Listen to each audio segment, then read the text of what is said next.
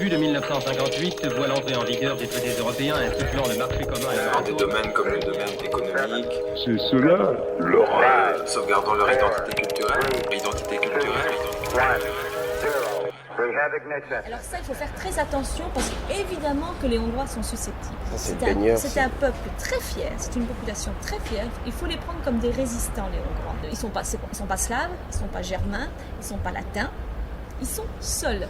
Et ils ont une culture bien particulière à eux qui a résisté contre tout. Ils sont forts pour ça, ils ont une mentalité de résistant. Afin de confirmer ou d'infirmer les constats de cette journaliste française qui travaille à Budapest, nous avons souhaité faire connaissance avec une facette essentielle de l'identité culturelle hongroise, en l'occurrence l'identité musicale. C'est cette intention qui nous a amenés à Fono. Situé là où la ville devient banlieue, c'est Zeb Frusina qui nous reçoit à l'intérieur de son dancehall. Ici, il s'agit d'une maison de la culture musicale. Nous avons notre propre production. Et nous travaillons seulement avec la musique traditionnelle, originale et authentique. C'est-à-dire la musique folk, ethnique, ethno-jazz et de la world music. Pas de pop, pas de rock et d'autres musiques commerciales.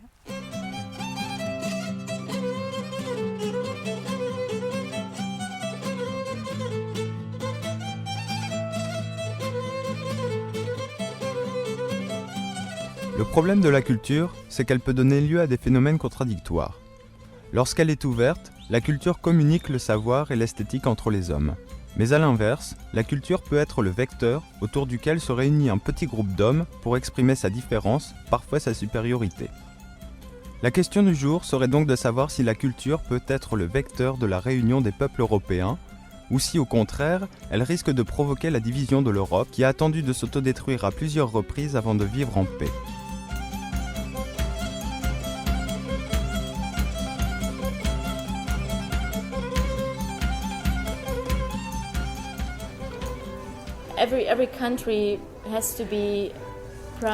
Chaque pays doit être fier de représenter sa propre musique, surtout à l'heure d'aujourd'hui. Ce serait une tragédie si en entrant dans l'Union européenne, on perdait ces choses et si on ne peut pas les communiquer aux autres membres de l'Union.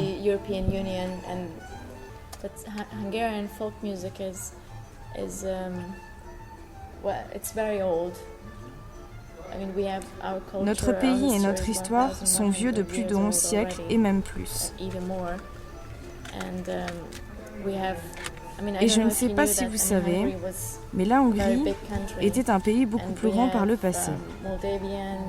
Nous avions des territoires de Roumanie, d'Autriche et de Slovaquie, etc. C'est bizarre parce que bien souvent, les gens confondent la musique traditionnelle hongroise avec la musique tzigane. Mais la musique tzigane est quelque chose de totalement différent. Je pense que c'est très utile de faire des échanges culturels, de communiquer avec le langage musical des autres nations, parce que tout le monde comprend la musique. Même si on ne comprend pas les langues étrangères.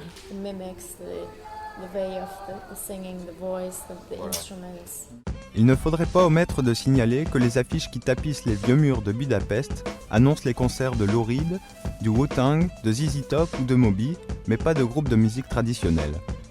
Comme ailleurs, la Hongrie doit suivre le flow de la musique occidentale. Mais il est vrai qu'il existe ici une forte identité nationale, sûrement stimulée par une histoire tragique et une frustration territoriale. En France, où l'on possède la bombe atomique et une économie puissante, on peut se permettre d'avoir 360 fromages différents sans nuire à la cohésion et à l'unité du pays.